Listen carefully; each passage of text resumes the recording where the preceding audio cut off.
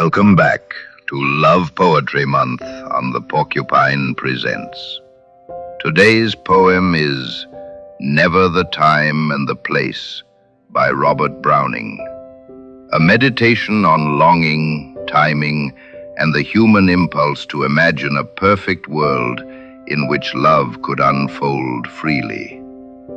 Browning explores the tension between real life with its obligations, interruptions, and constraints, and the ideal inner world where two people could exist without interference. In this poem, he lets longing turn into a kind of creative force. If the world refuses to offer the right moment, the speaker insists that imagination will build one anyway. After the reading, I'll share a short reflection on Browning's use of imagined landscapes, the Victorian tension between public duty and private desire, and why this small lyric captures such a universal feeling, the belief that love belongs somewhere, even if that place doesn't yet exist. Let's listen.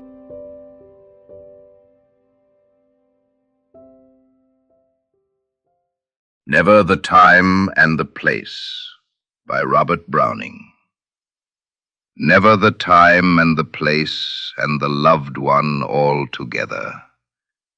This path, how soft to pace. This May, what magic weather. Where is the loved one's face? In a dream that loved one's face meets mine, but the house is narrow, the place is bleak, where outside rain and wind combine, with a furtive ear if I strive to speak, with a hostile eye at my flushing cheek, with a malice that marks each word, each sign. O enemy sly and serpentine, uncoil thee from the waking man.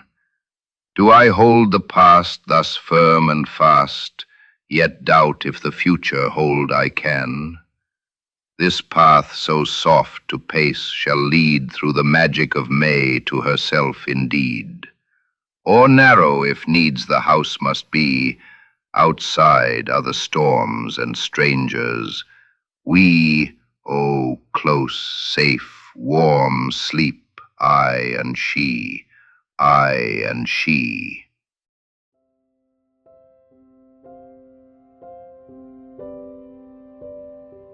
That was Browning's Never the Time and the Place, a poem that captures a strangely modern frustration, the feeling that life conspires to keep two people from ever having the right circumstances to be fully together. Instead of despairing, Browning does something quintessentially romantic. He insists that imagination can create what reality withholds. The poem begins by naming the problem directly. Timing never aligns, the right setting never appears, and the world seems inhospitable to love. But Browning's speaker refuses to accept this as defeat.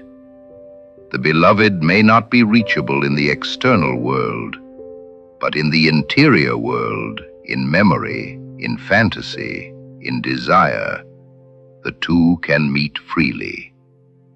The place becomes internal and therefore indestructible. This tension between the outer world and the inner one was a motif Browning explored throughout his career. Victorian society was defined by duty, propriety, interruption, all the things that crowd lovers out of their own lives.